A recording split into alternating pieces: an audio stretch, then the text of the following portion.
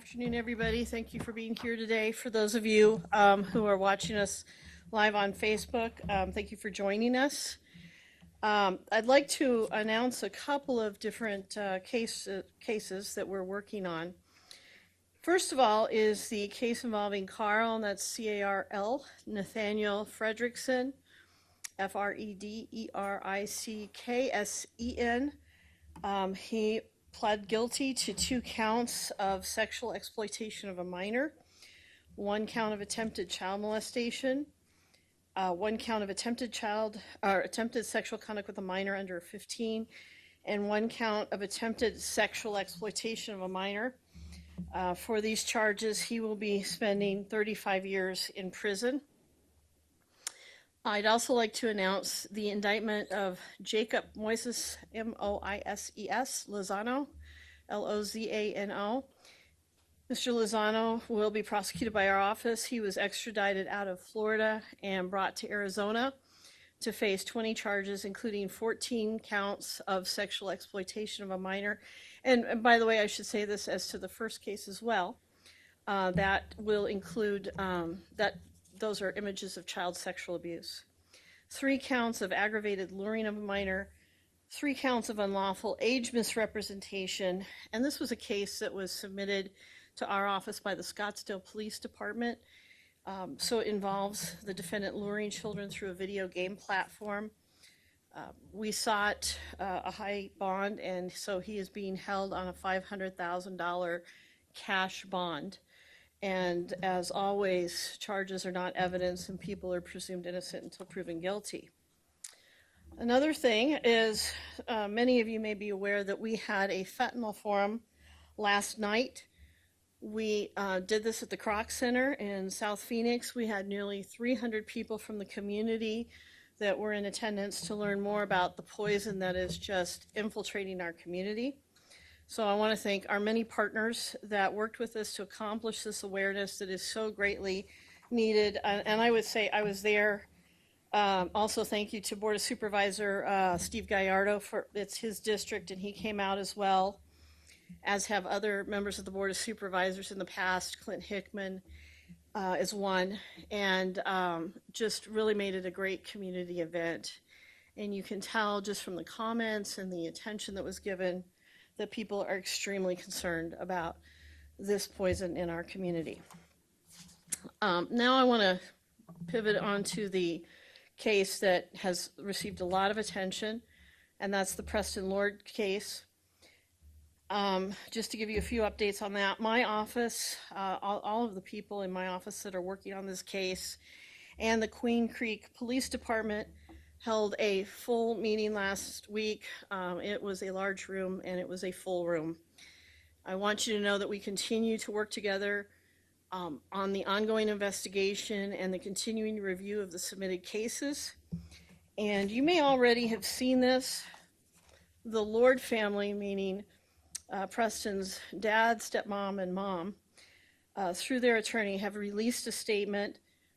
You may have seen it. I have copies of it if you have not, but I have it up on the screen and I will read it.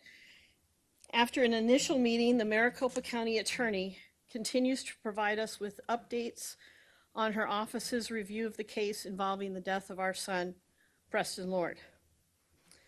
The loss of our son is impossible to bear, and we understand that there is work to be done to achieve justice for Preston.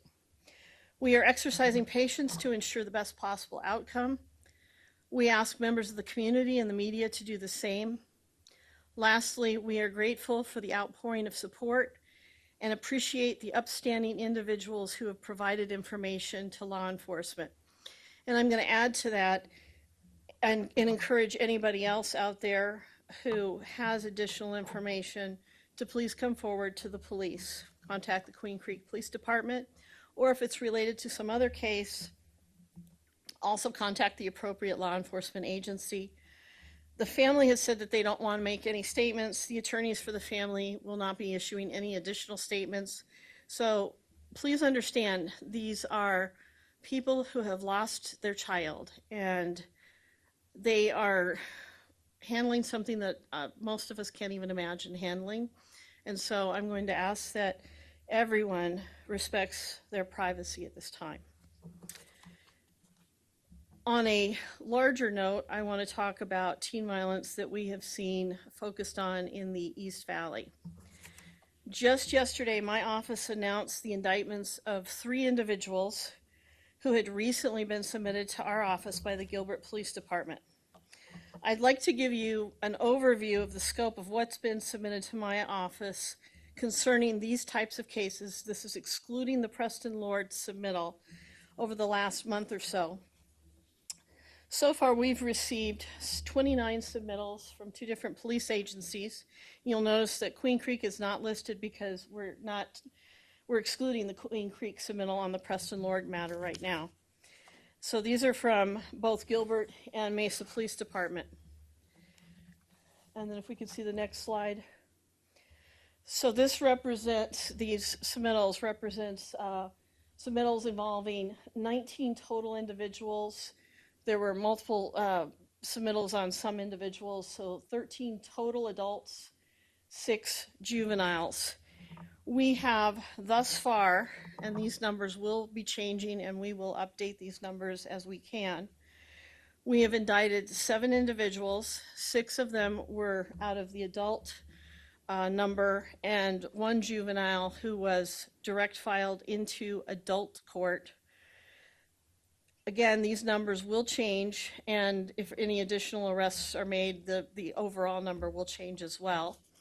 Most charges are related to assaults, different classes of assaults depending on the type of injury and various factors within the case.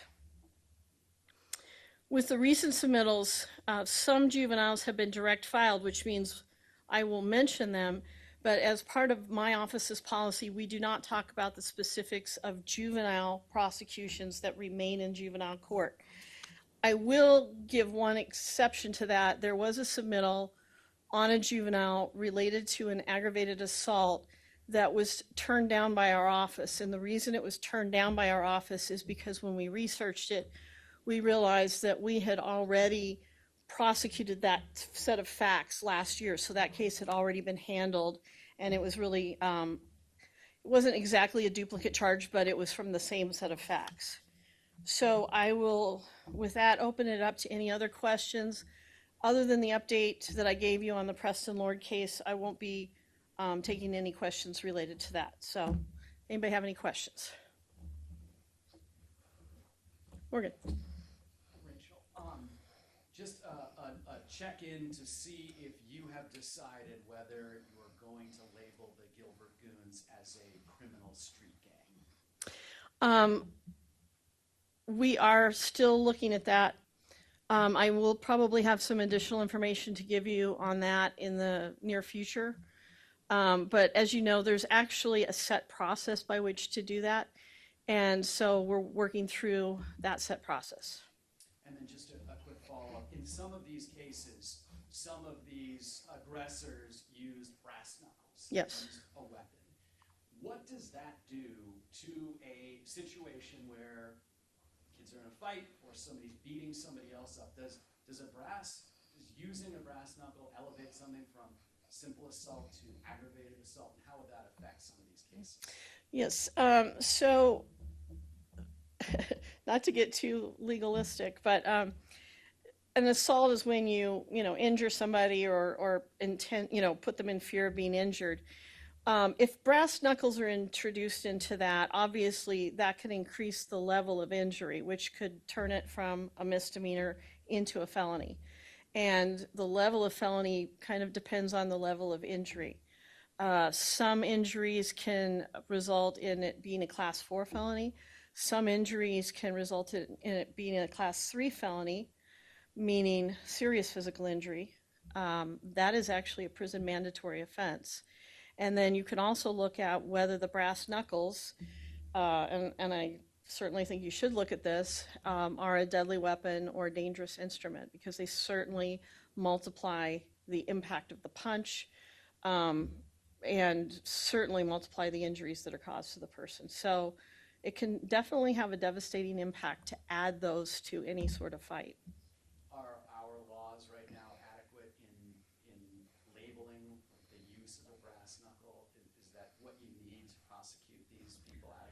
I know that there's currently an effort by John Kavanaugh in the legislature to list the possession of brass knuckles as a prohibited weapon. And so that's working its way through the legislative process right now. Nicole? Hey, Attorney Mitchell, these are questions that we've been getting from the community about the Preston Lord case. Is there anything your agency still needs that may be out there in the community that they could bring to you that would help assist? That's a very good question, and I want to walk the line between bringing us information and encouraging people to investigate themselves. Okay, so if somebody out there saw something or heard something with their own ears, I would encourage them to contact the Queen Creek Police Department. I would not encourage people to go out and do their own investigation because obviously that can interfere with the efforts of the police. But as I said last time, and this is really important for people to understand, we can't just pull a video off of social media and put it in court and it would be admissible. We actually have to have somebody who either took the video or picture, or somebody who was there and can testify to its accuracy, to authenticate it. So they can say, yes, I was there and this shows accurately what happened. So please, if you're out in the public and you have information, don't think, well, the police have a video, so I don't need to come forward. We need you to come forward if you have information. So thank you for that. Yeah, so is that what you need, like direct video and people who can testify? Anytime anybody has information about a case, we're interested in looking at it. And, like we talked about a couple of weeks ago, there may be a different angle. There may be video of something that happened immediately before or immediately after to give greater context. So you really don't know unless you're looking at the whole picture what might be helpful. So if anybody has anything from that night, yes, we would encourage them to contact the Queen Creek Police Department. We know that the FBI is assisting from the investigation standpoint. Is this something where your office would ask or need assistance from like the Attorney General's office? No, we're, as you know, the main prosecution agency in the county and are well equipped to handle the case, but it is just a complex case and we're working through it and we're going to do it right. So if you find out that there's like either witnesses or people on the Pinal County side, could this case have to then go to the AG's office? No, if there are witnesses on the Pinal County side, we still have the ability to reach out to those witnesses. Mm-hmm.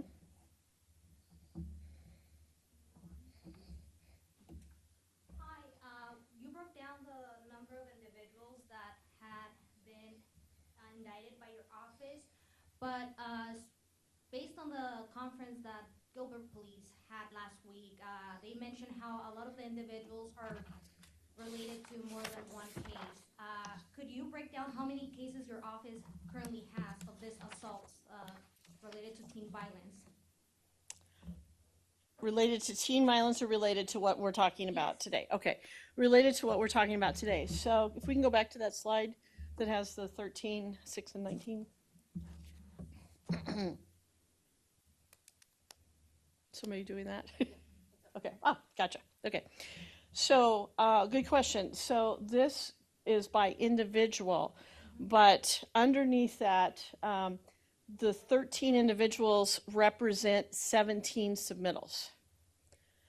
Now, without getting into specifics of each case, what I can tell you is that sometimes you'll get 2 submittals on an individual and you have to file 2 cases separately because they are different. They're not going to be usable together in court. Sometimes, on the other hand, they may be similar enough and the law allows us to join it. So 17 submittals may result in 13 indictments, or it could result in 15 indictments if we were able to join a few together. Okay, but that represents 17 submittals. And then with the juveniles, there have been 6 individuals, but those were presented to us by a total of 12 different submittals. Thank you. Mm-hmm.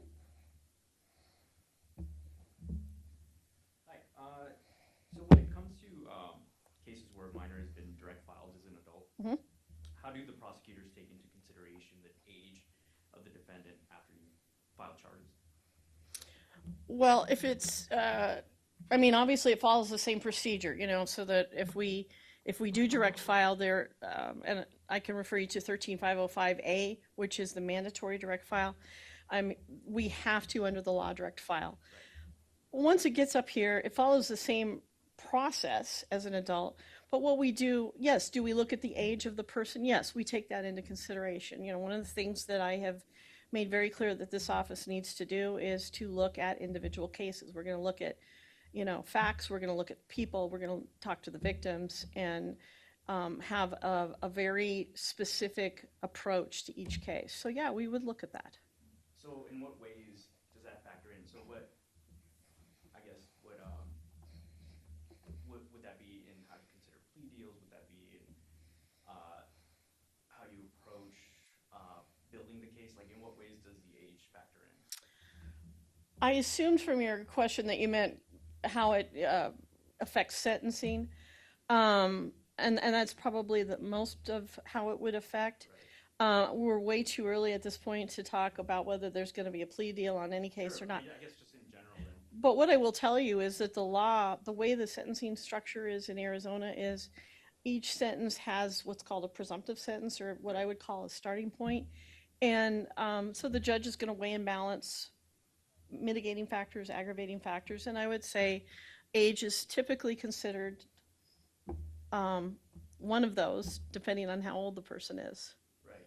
But can you speak to how prosecutors take that? Like, I guess I understand that it's a mitigating factor in sentencing, but before you get to that point, how do prosecutors, do they look at a juvenile? You just said they do. I guess I'm asking, like, how does that manifest while a case is going through the system? Well, I guess I'll answer from my own personal experience being in sex crimes. Obviously you had sex offenders who were everything from, 17-year-olds that were being direct filed on up to, quite a lot older. And it was just a factor that I would consider in terms of any sort of offer I would make. I mean, it's a factor. It's not the only factor. It's not the predominant factor, but it is a factor. All right.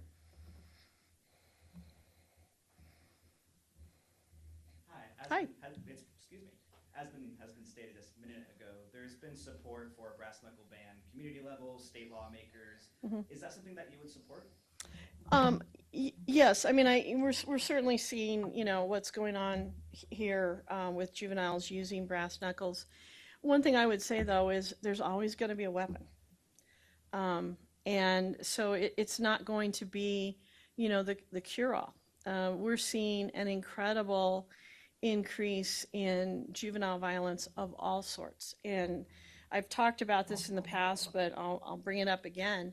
We are seeing an explosion, and I mean that's a good word for it, explosion of juvenile gun violence. And one of the things that we've worked with the legislature on this year, in fact, Representative Quan Nguyen has agreed to run this bill, is to close up a loophole in our misconduct involving weapons statute, which allows minors to possess guns within their home, but does not require that there be parental consent for that. And that has frustrated parents, it's frustrated the police on being able to do something about it. And it also could bleed over into, for example, group homes, foster homes. And so Representative Nguyen has, as the chairman of the House Judiciary Committee, has agreed to run that bill, and we're very, very appreciative. We think this will be very helpful. But there's always going to be a weapon. And do you think lawmakers should focus on that alternative as opposed to focusing on brass knuckles? I think you focus on where the problems are, and we're having problems with both. Thank you.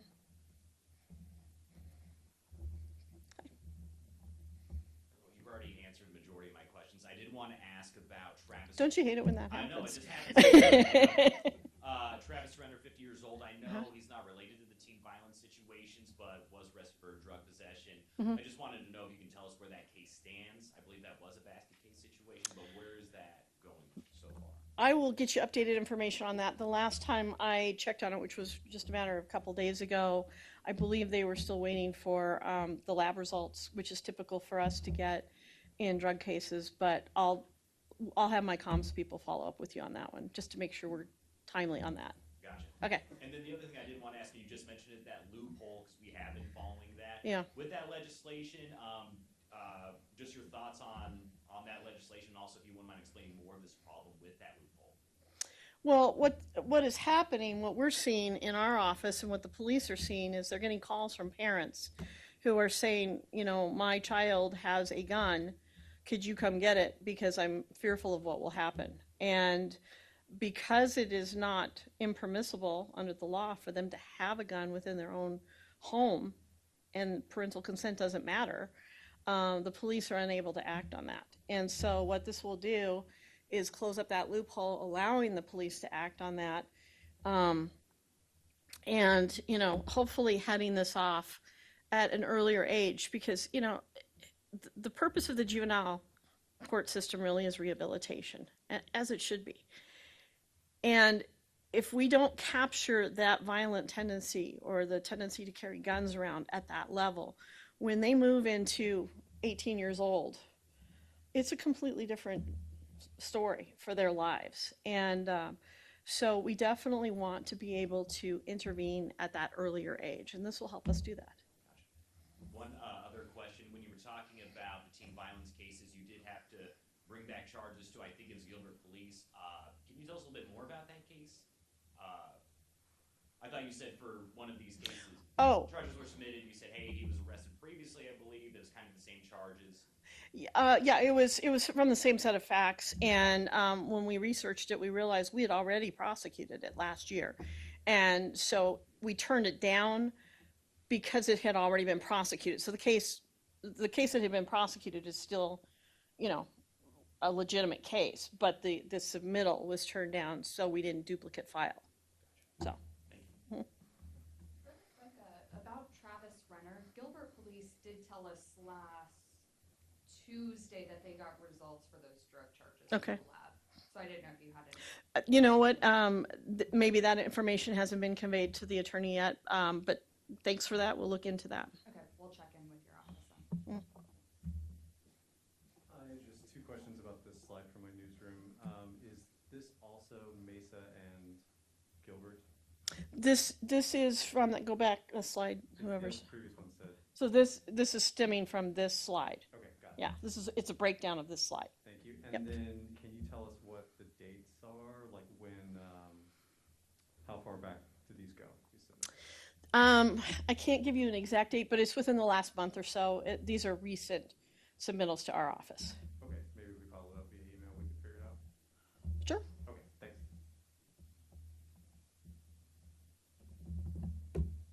Anybody else?